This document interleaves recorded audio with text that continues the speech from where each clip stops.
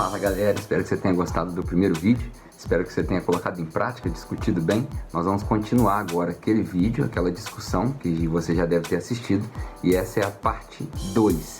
Acompanhe aí, aproveite, Deus te abençoe. Quem é Cristo? De alguns ângulos. E o que isso tem a ver comigo e contigo? Por exemplo, suponha que a gente se encontrou na rua agora e você nunca teve contato com a Bíblia, nunca foi na igreja, não conhece Jesus, não sabe quem é Deus. E aí eu falo pra você que Deus, um cara lá em cima, uma energia lá em cima, uma pessoa lá em cima, um poder lá em cima que criou todas as coisas, que deu ordem nisso tudo, providenciou tudo isso, você comprou a ideia, falou, acredito, faz sentido, porque não pode ser coincidência.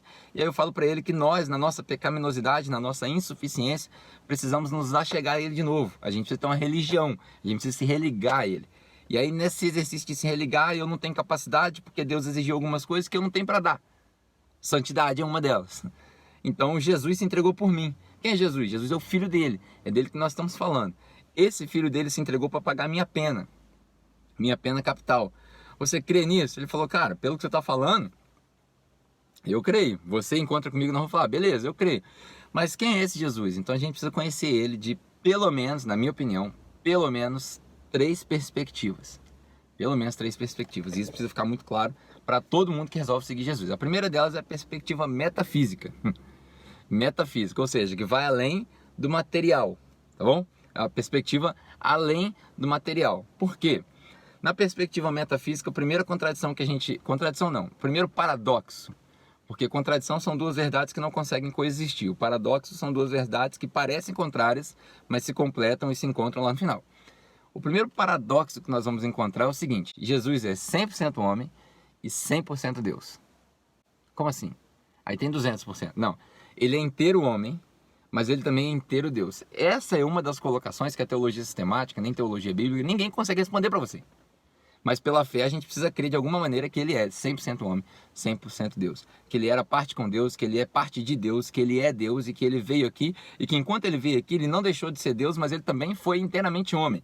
Para poder ser para poder ser tentado como homem e não pecar. Essas duas naturezas são o primeiro conflito que todo estudante de teologia se encontra. Ele é 100% homem e ele é 100% Deus. Tá, mas como? Vamos pegar os eventos históricos daquilo que Jesus passou. Por exemplo, Jesus andou sobre as águas. Eu não conheço ninguém que andou sobre as águas. Você conhece alguém que andou sobre as águas? Eu não conheço ninguém. Então, o cara é o cara. Eu não conheço ninguém que teve a face transfigurada numa experiência espiritual cara, buf.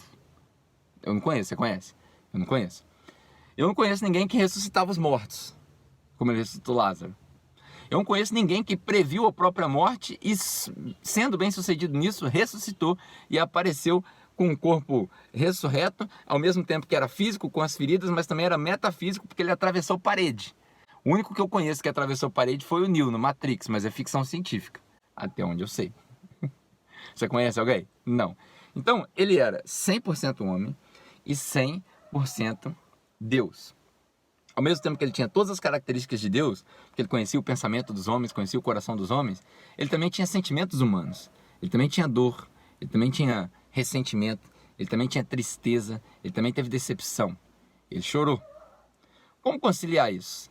Quem é Deus? Quem é Jesus? Por que ele é os dois? Você crê nisso?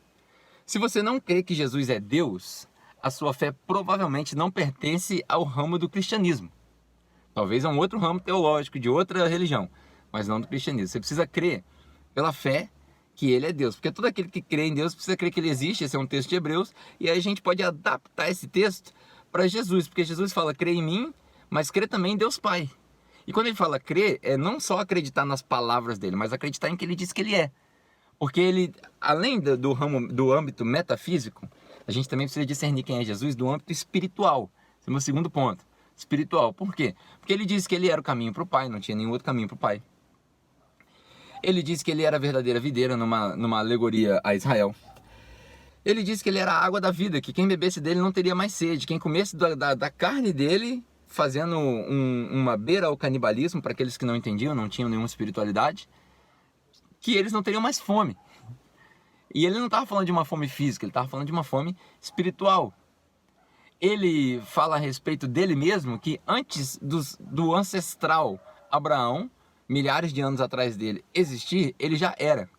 E aí ele usa uma expressão em grego, ego eimi, que se assemelha ao Yahweh, o tetragrama que descreve Deus, que eu também falei na mensagem de domingo passado, que é autossuficiente. E por isso os judeus se escandalizavam. Porque como pode esse cara com 30 e poucos anos dizer que existia antes do nosso pai Abraão, dizer que ele... Como pode? Por causa dessas afirmações, os judeus chegavam para Jesus e falavam: com qual autoridade você prega? Porque a gente não conhece esse ensinamento. Esse ensinamento não é nem do Shammai, nem do Eliel, acho que esse é o nome dos judeus. Da onde vem? Da onde vem esse ensinamento? Ele não é de Aristóteles, ele não é de Platão, ele não é de Sócrates, ele não é dos rabinos judaicos, ele não é da sabedoria egípcia, ele não é da sabedoria babilônica, ele não é de lugar nenhum, ele não é dos persas, ele não é dos mesopotâmicos. Da onde vem essa autoridade? Ou seja, quem assina embaixo desse ensinamento? E aí Jesus fala: eu só falo o que o Pai mandou falar. Essa autoridade vem de lá. Por quê? Porque eu estive lá, mas só eu estive lá. E só eu vou voltar. Porque qualquer um que falar que foi lá e voltou, tira minha autoridade. Tá entendendo? Então Jesus precisa ser discernido do âmbito metafísico, porque ele é material, ele é humano, mas ele também é Deus. Do âmbito espiritual, porque a natureza dele era perfeita. Ele nasceu de um nascimento miraculoso. Não precisou de relação sexual para que ele fosse gerado, porque ele foi gerado de maneira diferente. Ele não foi criado como eu e você, ele foi gerado de maneira diferente e foi manifesto aqui na Terra. Porque a prova é Deus que naquele tempo ele fosse manifesto. Então, Jesus e nós somos totalmente diferentes. Ele habita em nós através do seu Espírito Santo, que também é parte dele, dessa trindade, nós chamamos de trindade. Ele habita em nós. É uma linguagem filosófica para a gente entender que ele fez morada em nós quando nós fomos salvos. Porque agora nós ainda estamos separados, agora nós ainda vemos por partes, mas no dia da ressurreição nós nos tornaremos um com ele. E para sermos um com ele, a gente precisa se despir disso aqui que é só físico, disso aqui que é mortal, disso aqui que é carnal, que é pecaminoso. Por isso, a Bíblia, que é importante, diz para nós que nós vamos receber um corpo glorificado. É um corpo de glória, um corpo que não perece. Jesus fez milagres, a gente já falou aqui de milagres, falando de espiritual. Ele multiplicou pães, ou para alguns dividiu pães de maneira infinita. Vai depender da expressão que você quiser usar. Ele ressuscitou pessoas, como eu já disse, ele curou outras pessoas. Então ele realizou milagres. Eu não conheço ninguém que está realizando milagres hoje. E por último, a gente precisa discernir quem é Jesus do ponto de vista histórico-cultural. Porque Jesus para nós foi pintado loiro de olhos azuis. Jesus, em outros países do continente africano, por exemplo, foi pintado negro. É bem provável que na Ásia exista um Jesus asiático. Então a gente precisa discernir quem é Jesus do ponto de vista histórico-cultural. O que isso quer dizer? O que é o histórico-cultural? Foi por causa de Jesus que os tempos foram divididos entre antes de Cristo e depois de Cristo. O calendário greco-romano, que domina 98% do mundo... Não, exagerei, 98% do mundo, porque a China tem um outro calendário. Mas a China também é influenciada pelo calendário greco-romano, o calendário cristão. Por quê? Porque funciona a Bolsa de Valores, e a Bolsa de Valores tem a ver com o nosso calendário, ano fiscal e por aí vai. O mundo inteiro foi influenciado pelo calendário cristão. Pronto, acabou. O mundo inteiro. Mas, você entendeu o meu exagero? Foi por causa do nascimento dele que a gente dividiu as datas. O seu aniversário é definido baseado no aniversário de Jesus. Porque você faz aniversário no dia X, do mês X, do ano X. Porque a gente começou a contar a partir daquilo. E esse calendário só pôde ter sido validado porque Jesus ressuscitou. Porque se ele não tivesse ressuscitado, ele ia ser só mais um mártir, como tivemos vários. Mas como ele ressuscitou e apareceu para um monte de gente e provou, isso foi escrito, isso tem fatos históricos, isso não precisa estar na Bíblia, de fato nem está na Bíblia direito. Mas se você ler outros relatos históricos de historiadores judeus daquela época e outras literaturas de outras culturas, você encontra Jesus. Então, você não precisa de Bíblia para encontrar Jesus. Você vai precisar de Bíblia para se aprofundar no conhecimento dele, porque é onde a gente encontra mais informações. Mas não é exclusivo. Tem informação a respeito de Jesus em um monte de outros lugares. Então, do ponto de vista histórico-cultural, a gente precisa discernir o que ele influenciou. Ele influenciou as datas, ele influenciou a filosofia, porque até os tempos de Jesus era olho por olho, dente por dente. E isso não é só o Antigo Testamento, não é só a Torá, isso é o Código do Hammurabi, isso é a ética e moral aristotélica, isso é a forma de governo mais civilizado que a gente conhece. Por isso que a gente tem cadeia, em alguns lugares tem pena de morte, porque o ser humano se acha capaz de decidir o valor da vida do próximo humano, e quem mata também está errado. E aí Jesus vem e ele ressignifica tudo de moral e ética. E aí a gente tem que entrar no âmbito histórico-cultural. Por quê? quando a gente ressignifica tudo, agora não é mais amar o meu próximo, ou meu parente, ou meu amigo, agora é amar o inimigo. Agora é fazer por quem não merece. Agora é se entregar por aqueles que são meus inimigos. É por isso que Jesus na cruz fala, Pai, perdoa eles, porque eles não sabem o que fazem. É por isso que Romanos capítulo 5 fala que nós, enquanto nós ainda éramos inimigos de Deus, Ele se entregou enquanto seu Filho por nós. É do ponto de vista histórico-cultural que a gente vê as religiões. Embora o cristianismo não seja a religião mais antiga, é provavelmente a religião mais significativa da face da Terra. É a maior, sem dúvida, e aí isso se deve à expansão da Igreja Católica, às cruzadas, toda a quantidade de merda que a gente fez enquanto igreja, mas também se deve ao fato de que Jesus ressuscitou. Porque se não fosse a ressurreição de Jesus, cara, essa história não seria convincente. Os apóstolos não teriam colocado sua vida em risco por alguém que não ressuscitou. Então, recapitulando, a gente precisa discernir quem é Jesus do ponto de vista metafísico, do ponto de vista espiritual e do ponto de vista histórico-cultural. Tendo definido tudo isso numa conversa que até agora demorou 20 e poucos minutos, se você tem uma conversa detalhada com alguém, você fala para eles, cara, Jesus é homem, mas Jesus também é Deus, ele entende as suas dores e ele tem a solução, ele sofre contigo, mas ele já passou pelo sofrimento, ele é o sacrifício ao mesmo tempo que ele é o sacerdote, se você estiver tendo uma conversa com alguém que é mais religioso. Jesus é tudo em todos, Jesus, e isso daí não como é que fala? Panteísmo. O que é panteísmo em português mesmo? Esqueci, aquela religião que acha que Deus é tudo, Deus é árvore, Deus é tudo. Não, não é isso. Isso é ser cristão, porque Jesus é o centro de tudo. Isso é uma fé cristocêntrica. Do ponto de vista metafísico é isso. Do ponto de vista espiritual, ele é o caminho, ele é a verdade, ele é a vida.